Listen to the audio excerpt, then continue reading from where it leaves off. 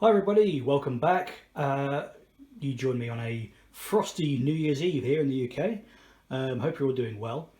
Thanks to everybody who's subscribed to the channel recently. I thought it would be good to get things moving again, do some more videos, starting off with a look at this built Volkswagen Type 2 pickup in 1/24 scale by Hasegawa. Now, I didn't do an unboxing video for this kit, but I did do an unboxing video for the van version of the kit, which you can find on the channel also. I've owned this particular kit for more than 10 years. I bought it, as I say, more than 10 years ago, brand new, and obviously couldn't decide quite what to do with it, and eventually this year I got my mojo back with it and decided what I wanted to do with it, how I want it to look. So, as you can see, I've gone for a much more used looking vehicle for this one rather than factory fresh. The colour is it's Ford Nordic Blue, which is a genuine real car colour. Possibly not exactly the right colour blue for this era of Volkswagen, but I thought it looked about the right kind of shade, the kind of colour they would have used, or the kind of colour that somebody may have repainted it in years gone by. The kit it's nicely detailed, it looks good, although it lacks detail in some areas. So this is a curbside kit, which is to say there is no real engine detail. There's a suggestion of engine detail, and the exhaust there you can see peeping out from under the back bumper. But that's it in terms of technical details, really mechanical details. There's a very basic representation of the front and rear suspension. Again, nothing much to say about that. It's designed to be just an exterior model only, I suppose you could say.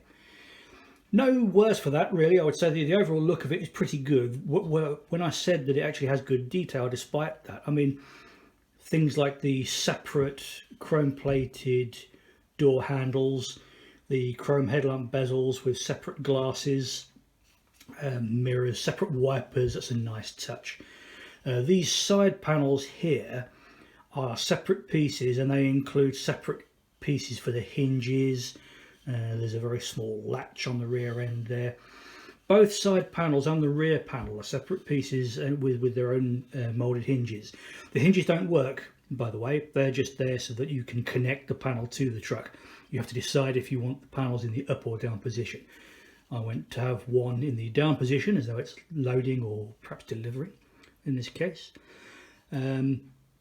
The cab details are sparse, it's fair to say. There is a dashboard which you can't really see in there, which does include a decal for the speedometer, steering column, steering wheel, one-piece bench seat, and that's really it in terms of interior detail. No foot pedals. Well, there's a gear lever in there, but nothing else. Not even interior door cards for the doors, which I thought was going to really stand out and look bad on the completed model, but it doesn't. I mean, you can hardly notice, or in fact you can't notice really if I didn't say anything. So, in terms of the overall look and finish, I've given this one. It's, as I say, it's Ford Nordic Blue. That's the main exterior colour. I did the dog dish hubcaps in the same colour.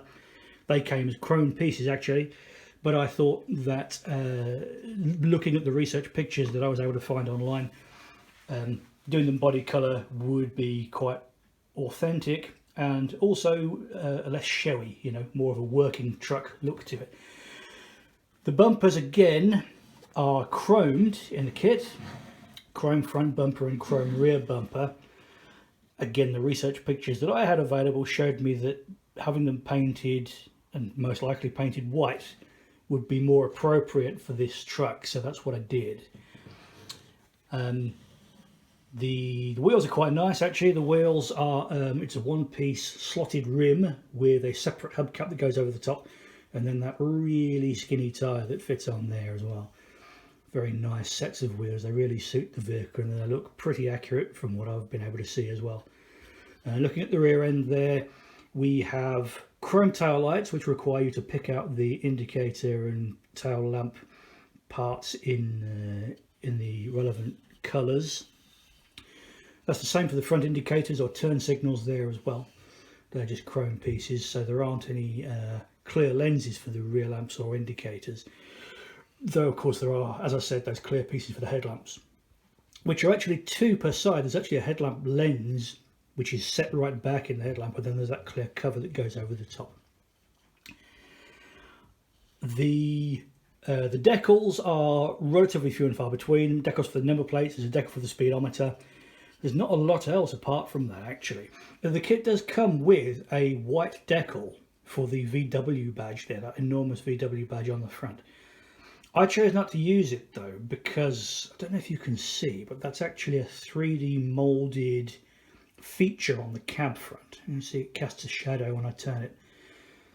Placing a decal on there, and it was just a one-piece round decal, it would have covered that, and there would have been clear decal film stretching across the bits between the V and the W, which I didn't think would look very good.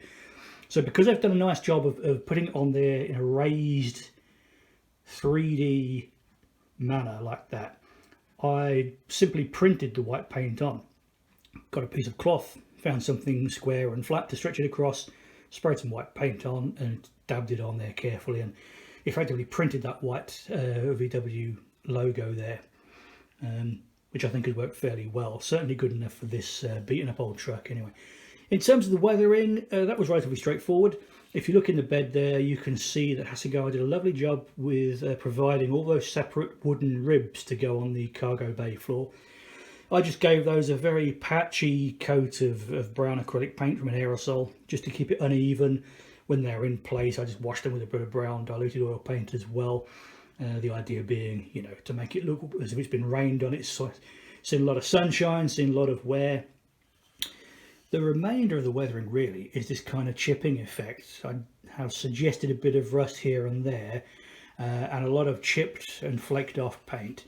Done quite simply using the old dabbing technique. Take a piece of kitchen washing up sponge and just take a little piece, dab it in your selected colour of paint. In this case I've used a kind of a leather brown and a dark grey, and then when you're happy with the consistency of paint you've got, just go dabbing it wherever you think there'd be wear and tear. So I've focused on the bumpers, edges of panels and so on and so forth to do that. The other, I suppose, the other thing to call out on this build is the load, which isn't included with the kit. The only potential load included with the kit from Hasegawa is some cut out and fold together cardboard boxes, which are included as part of the monochrome instruction sheet. Rather than using those, I actually went online and found a guy producing these 3D printed gas bottles, and he produces different sizes. And obviously then you can paint them up. They just come in plain grey plastic, and you paint them up however you want to. And I thought that would make quite a convincing load for a little old truck like this. Probably I've got French number plates on there, so possibly a little truck used somewhere in the south of France, some guy just doing a fuel delivery, a gas round.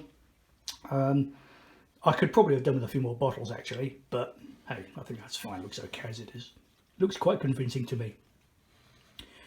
There we go, 1/24 scale, Hasegawa Volkswagen Type 2 pickup. That's what they call it. I'm not a Volkswagen expert. From the images I've seen online, I can't help thinking this might be a Type 1 rather than a Type 2. But perhaps if you know better, you can comment below and tell us what the actual vehicle is, and anything else you can tell us about it would be good. Okay, hope you enjoyed that. Thanks very much for watching.